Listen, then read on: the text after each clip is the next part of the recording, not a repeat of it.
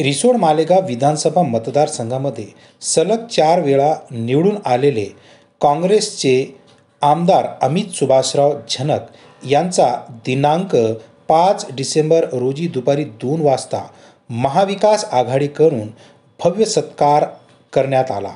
रिसोड शहरातील भोमावत मंगल कार्यालय येथे आयोजित या सत्कार समारंभ प्रसंगी महाविकास आघाडीचे घटक पक्ष काँग्रेस, राष्ट्रवादी शरद पवार गट व शिवसेना उद्धव बाळासाहेब गटाचे पदाधिकारी मंचावर उपस्थित होते।